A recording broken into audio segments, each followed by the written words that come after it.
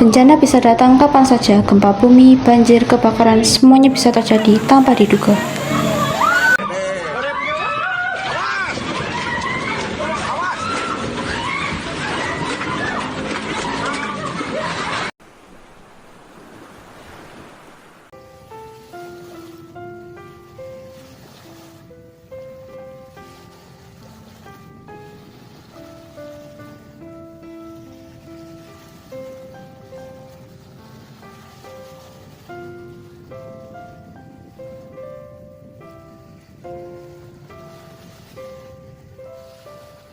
Namun, ketika masa darurat telah berlalu, perjuangan belum berakhir. Justru disinilah peran pemulihan menjadi sangat penting.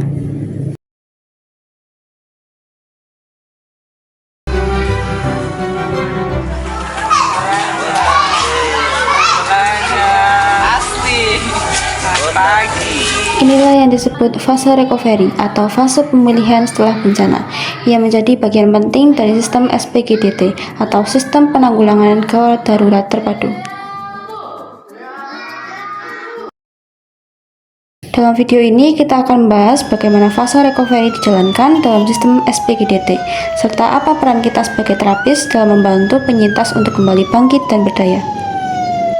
Mari kita mulai dari memahami konsep teoritisnya terlebih dahulu. Fase recovery atau pemulihan adalah tahap yang dilakukan setelah bencana atau krisis berakhir. Jika fase tanggap darurat fokus pada menyelamatkan nyawa dalam waktu singkat, maka recovery justru bekerja dalam jangka panjang secara bertahap dan berkelanjutan.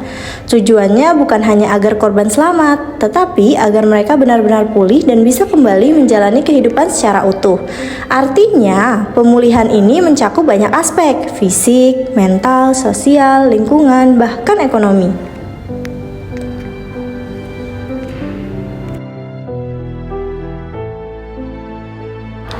Dalam sistem SPGDT, fase recovery melibatkan berbagai kegiatan penting seperti rehabilitasi medis, pendampingan psikososial, pembangunan ulang infrastruktur, hingga membantu korban kembali ke dalam kehidupan sosial dan dunia kerja. Jadi, bukan hanya membangun rumah yang rusak, tapi juga membangun kembali harapan dan fungsi hidup para penyintas. Secara teoritis, fase ini merupakan tahapan keempat dalam siklus manajemen bencana, yaitu proses sistematis untuk mengembalikan kondisi masyarakat menuju tingkat kesejahteraan yang setara, atau bahkan lebih baik dari sebelum bencana. Menurut Center for Disaster Philanthropy, pemulihan juga harus berpihak pada keadilan sosial. Artinya, kita harus sadar bahwa tidak semua kelompok mengalami bencana dengan dampak yang sama, maka pemulihan pun harus mampu menjawab ketimpangan itu. Jadi, fase recovery bukan hanya soal memperbaiki apa yang rusak, tapi juga soal menciptakan sistem baru yang lebih tangguh, inklusif, dan berkeadilan. Inilah yang membuat recovery tidak hanya bersifat kuratif, tapi juga transformasional.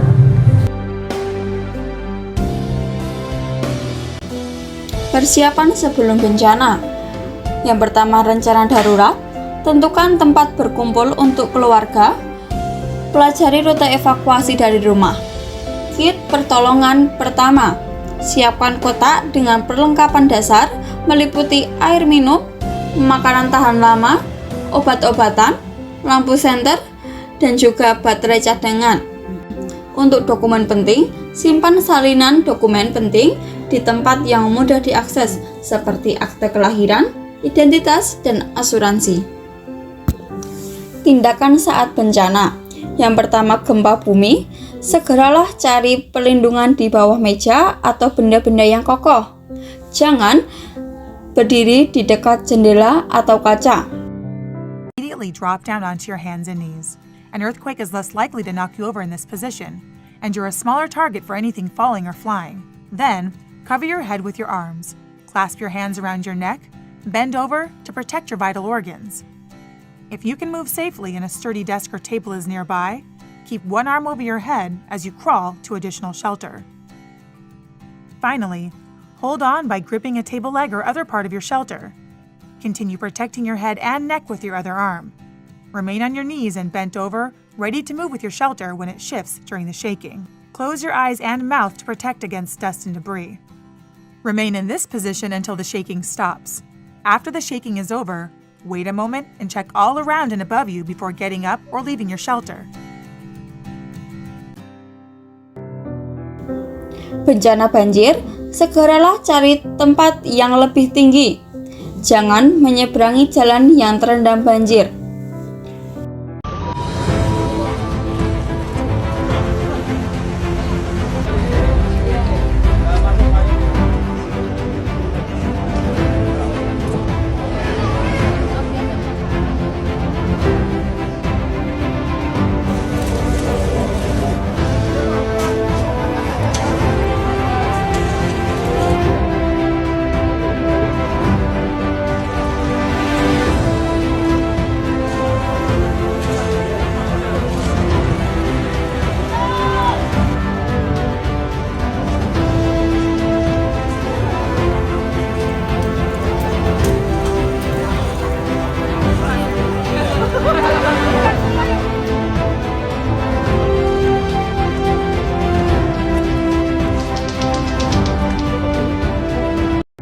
Selanjutnya, kebakaran. Segeralah gunakan penutup hidung dan mulut dan keluar dari bangunan dengan cepat.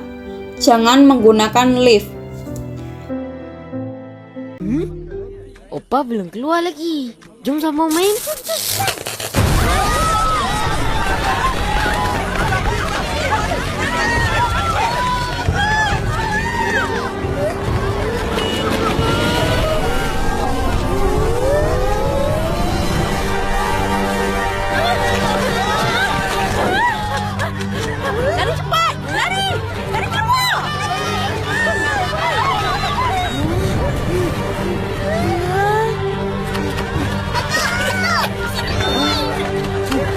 Korang semua selamat. Opa! Mana Opa?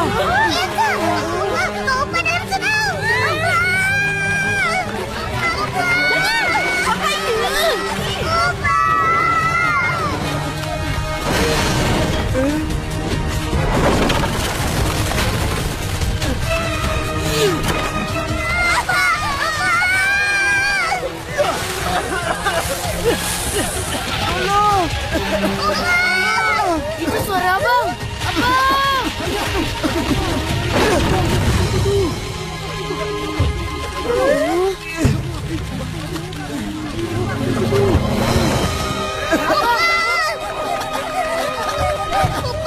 Opa tak apa-apa. Kaki Opa tersenyum sikit.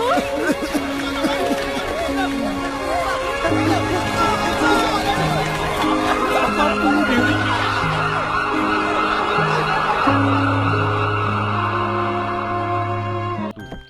Baik, Tok. Atuk, ada asap lagi. Ish. Siapa pula yang buat pembakaran terbuka lagi ni?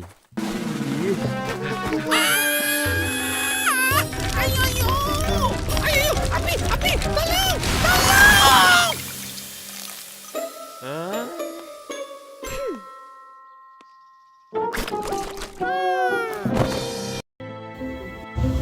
Dan terakhir, angin puting beliung. Segeralah masuk ke ruang yang tidak memiliki jendela, seperti ruang bawah tanah. Jangan berada di luar atau di kendaraan.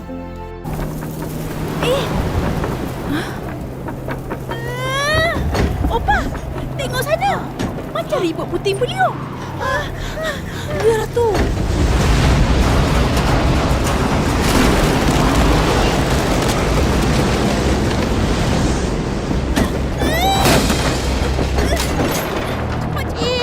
Nak ke mana ni? Masuk rumah. Jangan, tak selamat. Kita ke bawah rumah.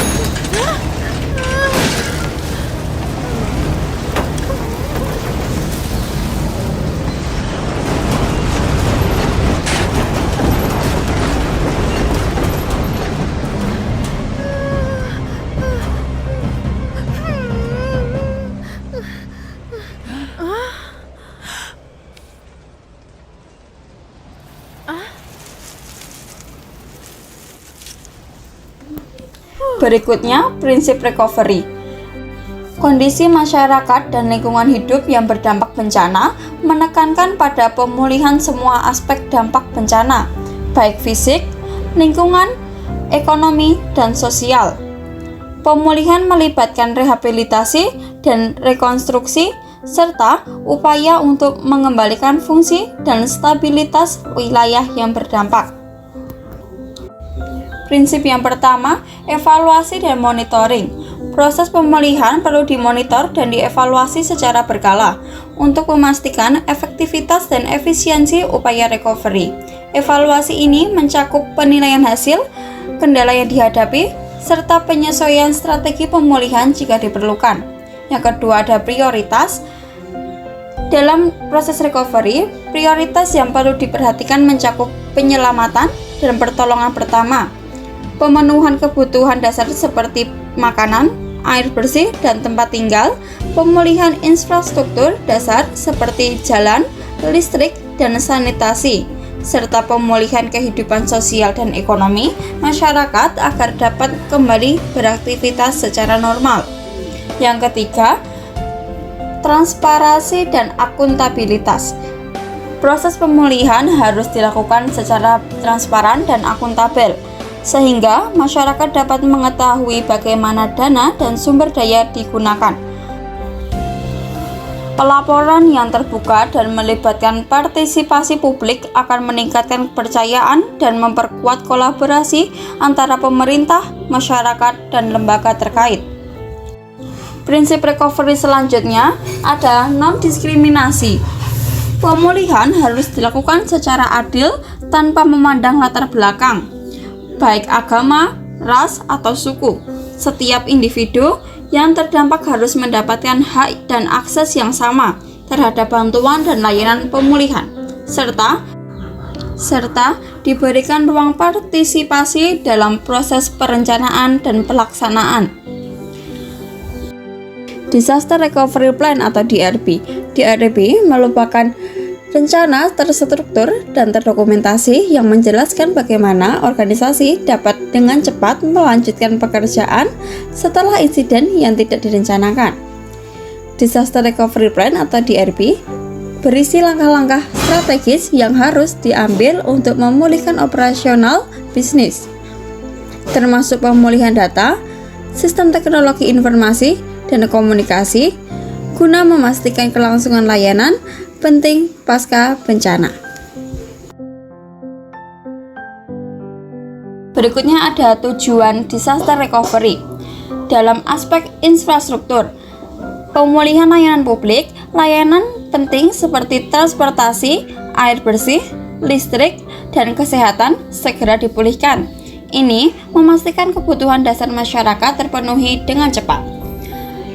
Yang kedua, pengurangan dampak ekonomi dan sosial. Pemulihan infrastruktur mempercepat kembalinya aktivitas masyarakat. Ini membantu memulihkan perekonomian dan mengurangi beban sosial. Yang kedua, dalam aspek sosial. Poin pertama, pemulihan fungsi sosial dan psikologis. Fase recovery sosial bertuju mengembalikan kemandirian, produktivitas, dan kemampuan individu atau kelompok untuk berinteraksi dalam kehidupan sehari-hari. Dukungan psikologis juga diberikan untuk membantu mereka mengatasi trauma dan kembali merasa aman. Poin kedua, penguatan jaringan dan dukungan sosial. Proses ini melibatkan penguatan dukungan dari keluarga, komunitas, dan lembaga agar individu memiliki sumber daya sosial yang memadai. Jaringan ini penting untuk memastikan pemulihan sosial berjalan berkelanjutan dan menyeluruh. Tujuan disaster recovery yang ketiga dalam aspek rohani, memulihkan keseimbangan mental, menurunkan stres, kecemasan, dan depresi yang mungkin timbul akibat aktivitas fisik yang berat atau tekanan dalam kehidupan sehari-hari. Poin yang kedua, meningkatkan fokus, memperbaiki kemampuan konsentrasi dan perhatian sehingga dapat lebih efektif dalam aktivitas lain. Poin yang ketiga, meningkatkan kualitas hidup, membantu menciptakan rasa bahagia, keseimbangan emosi, dan kualitas hidup yang lebih baik secara keseluruhan. Tujuan disaster recovery yang keempat ada dalam aspek jasmani. Poin yang pertama, memulihkan homeostatis, mengembalikan keseimbangan internal tubuh seperti suhu, kadar gula darah, dan tekanan darah ke kondisi yang normal. Poin yang kedua, mengganti bahan bakar dan cairan, memperbaiki defisit energi dan cairan yang hilang selama aktivitas fisik. Poin yang ketiga, memperbaiki kerusakan jaringan, membantu otot dan jaringan lain yang rusak selama latihan untuk pulih dan menjadi lebih kuat.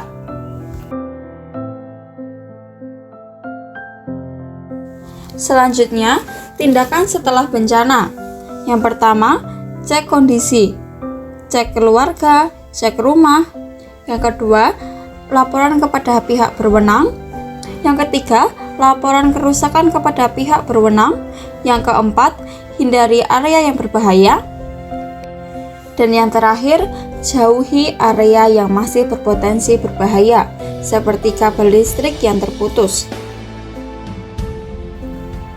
Cara mengatasi trauma bencana. Bicara dan dukungan emosional. Bicara, diskusikan perasaan dengan anggota keluarga atau teman. Dukungan, cari bantuan profesional jika diperlukan, seperti konselor. Yang kedua, kegiatan relaksasi. Pertama, bisa latihan teknik relaksasi seperti pernapasan dalam atau meditasi. Kegiatannya, lakukan aktivitas yang menyenangkan untuk mengurangi stres. Berikutnya, edukasi dan latihan. Rencana darurat. Ikuti latihan evakuasi dan simulasi bencana di sekolah atau komunitas. Berikutnya ada pendidikan. Pelajari tentang risiko bencana dan cara menghadapi setiap jenis bencananya. Dan yang ketiga, keterlibatan keluarga. Ajak semua anggota keluarga terlibat dalam persiapan dan latihan bencana. Apa sih peran terapi wicara pada fase recovery ini? Jadi, peran terapi wicara pada fase recovery secara umum pada fase recovery setelah kondisi gawat darurat, terapi wicara berperan untuk membantu pasien memulihkan fungsi komunikasi, suara, dan menelan yang terganggu akibat kondisi medis serius seperti stroke, cedera otak, henti napas, atau pasca intubasi. Peran terapi wicara sebagai berikut. Yang pertama, memulihkan kemampuan bicara dan bahasa. Membantu pasien yang mengalami gangguan bicara atau bahasa setelah kejadian akut. Contohnya nih, afasia dan disatria. Tujuan agar pasien bisa kembali berkomunikasi secara fungsional dalam kehidupan sehari-hari. Yang kedua, mengatasi gangguan menelan atau disfagia. Melakukan evaluasi dan latihan agar pasien dapat menelan dengan aman, menghindari resiko tersedak atau aspirasi. Sangat penting terutama untuk pasien yang pernah diintubasi atau mengalami stroke. Peran terapi wicara yang ketiga, memulihkan fungsi suara, menangani suara serak atau hilang pasca intubasi atau trauma laring. Fokus pada teknik fonasi, pernapasan, dan resonansi. Peran terapi wicara yang keempat, ada meningkatkan kemandirian dan kualitas hidup, membantu pasien berkomunikasi kembali dengan orang sekitar, contohnya bisa dengan keluarga dan tenaga medis, sehingga bisa merasa terisolasi. Mendorong kemandirian dalam aktivitas sehari-hari. Peran terapi wicara yang kelima, mendukung tim rehabilitasi, bekerja sama dengan tim medis lain seperti dokter, perawat, untuk memastikan pemulihan berjalan optimal baik secara fisik, emosional, dan sosial. Jadi, peran terapi wicara dalam fase recovery kegawat daruratan adalah mendukung pemulihan fungsi vital non-organik seperti bicara, suara, dan menelan agar pasien bisa kembali menjalani hidup dengan aman, nyaman, dan bermakna. Jadi kesimpulannya, persiapan bencana yang baik menyelamatkan nyawa. Tindakan tepat saat bencana sangat penting untuk keselamatan. Dukungan emosional juga diperlukan setelah bencana.